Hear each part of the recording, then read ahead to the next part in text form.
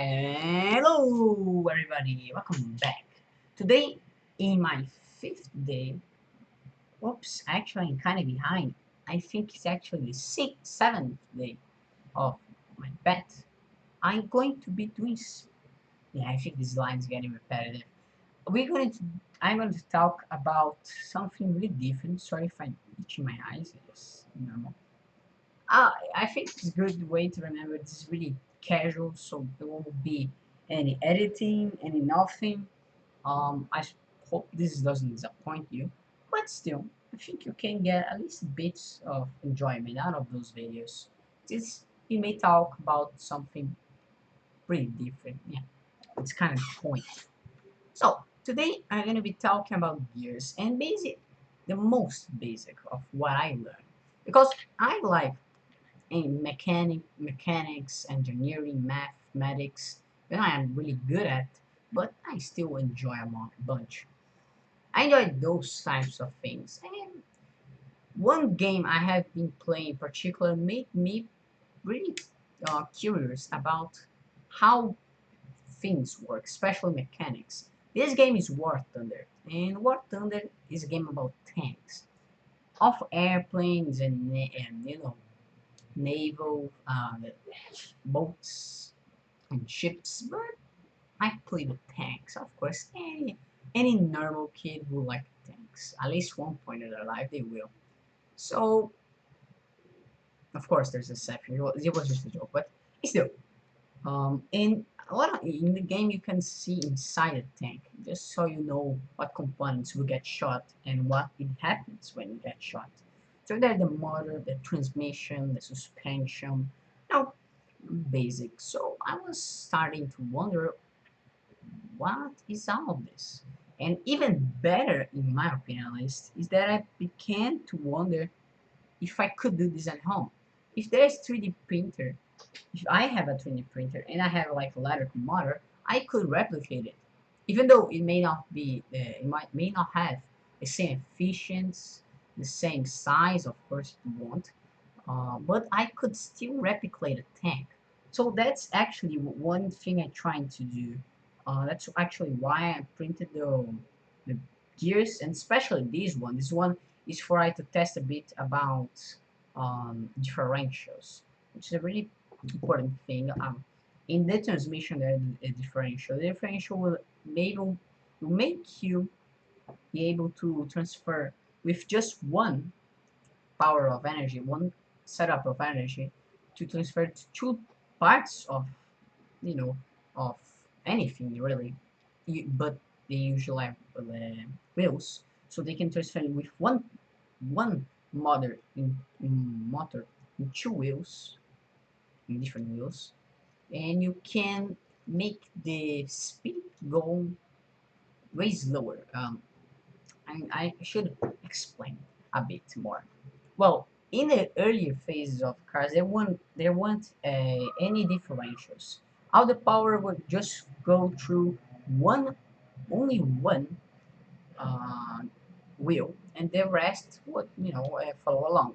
The problem is that it made a lot of stretch on this wheel, and of course, every time this wheel get off any plane, you know, if it pass over a rock, it will lose our power because it's just in one wheel.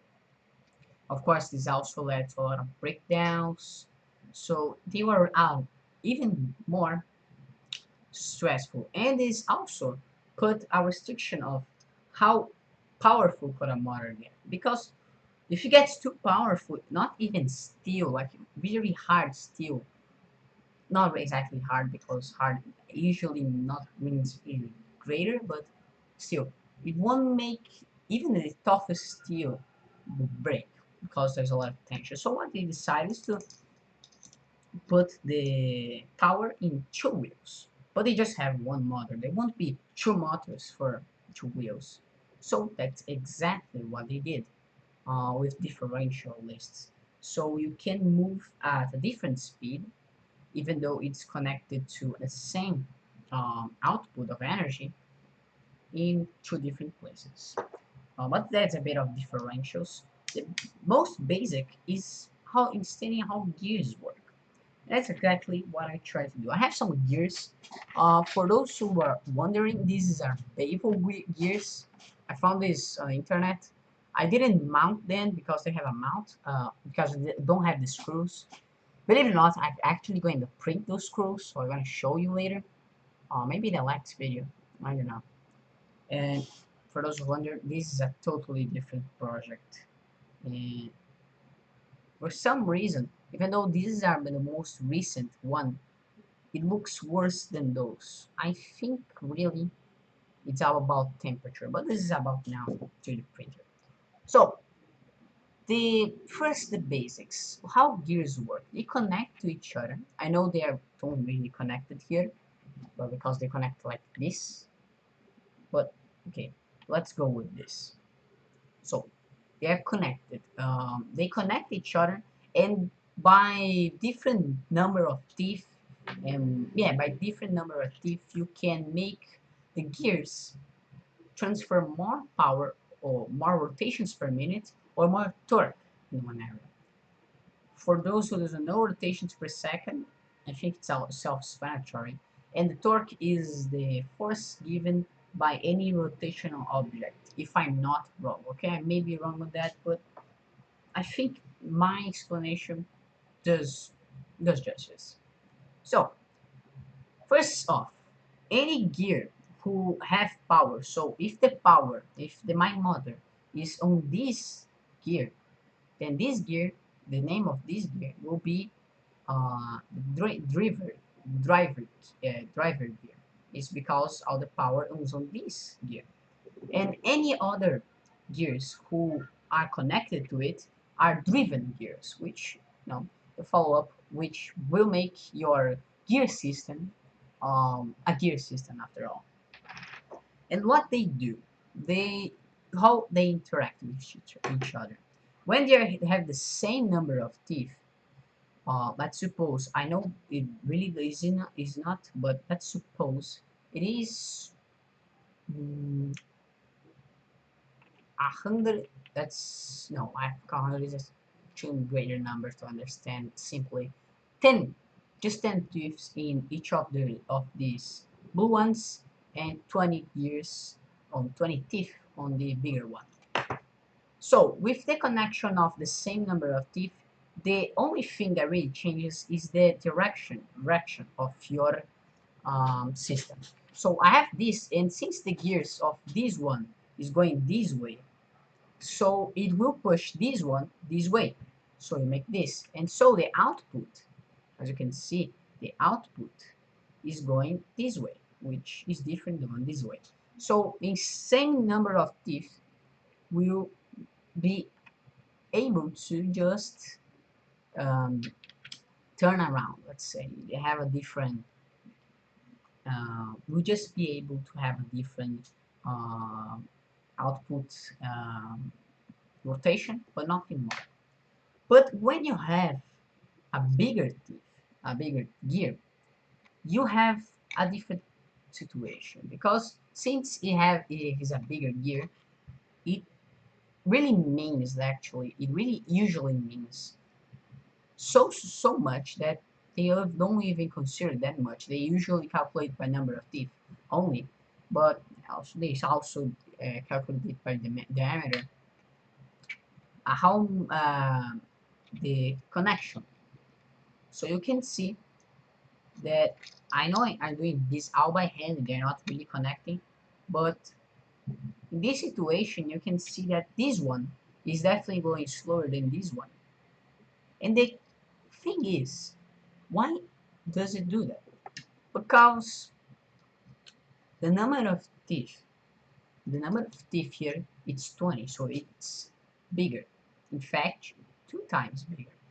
So the speed, so the diameter and the number of teeth this needs to interact with this is double than if another one.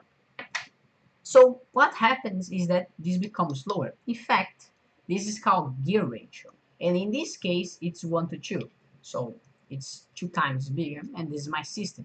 The output here, it's half of the velocity here, but this doesn't make bigger gears useless. Actually, they are one of the most important features uh, because they make more torque. Torque, again, is the energy by one only by physical object in a rotation. Again, if I'm not wrong. So the torque here will be bigger. So it will have more consistency and more power. So if I want to move a car, I need to find a balance between the two. So I can move my car so the rotations per minute are, so the torque is not low enough. I can't move the car, and that the rotations per minute is not low enough that it becomes a turtle in the street. So really it is a question of finding balance. Sometimes you don't need balance, where for example experiments, or sometimes you need to find um, you just need a lot of power or another a lot of rotations per minute. Because one thing interesting, also interesting, is that the same workaround applies. So if I have a driver gear that is rotating at 100 rotations per minute with a bigger gear, and I have this tinier gear, smaller gear. So it applies the same way but in reverse. So it will have half the torque, but it will also have the double of speed. So this would go at 200 rotations per minute.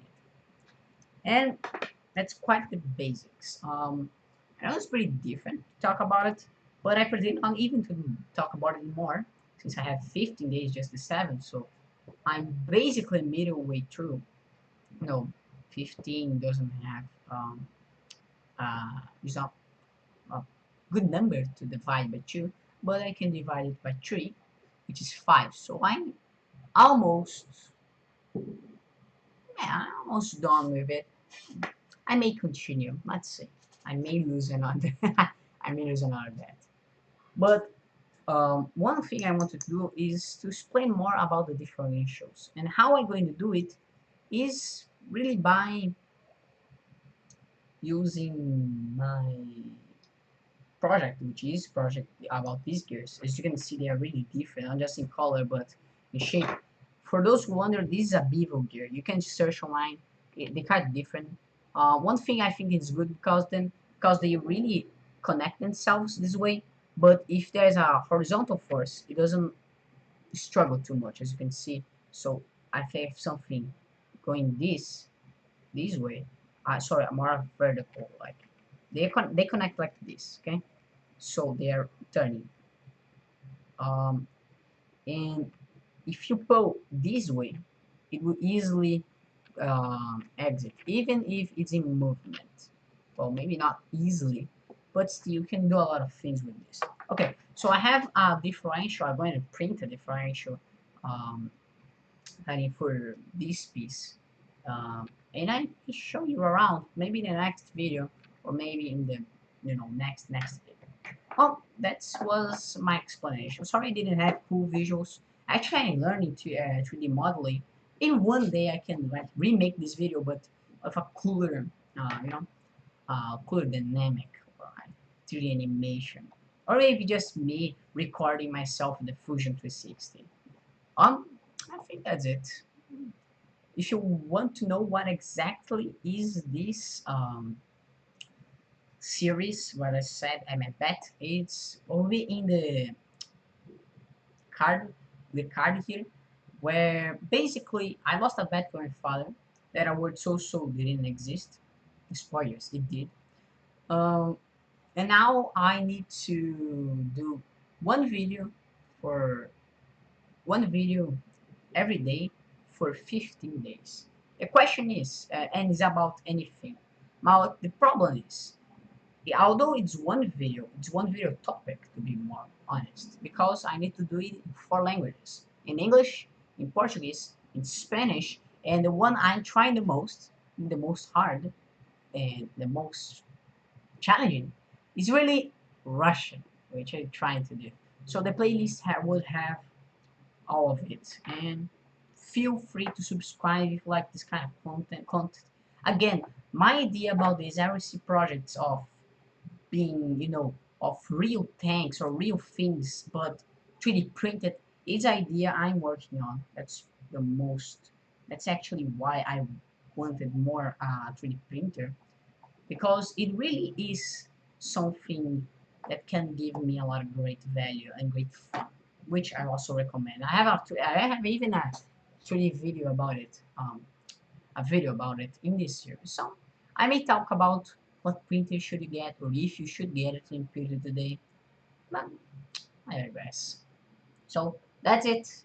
Like, subscribe, comment down below the next topic, or if you want to expand even my knowledge, I'm still a novice on this, about gears, feel free to do it on the comments below and access the rest of the series. So that's it. See you tomorrow. Bye!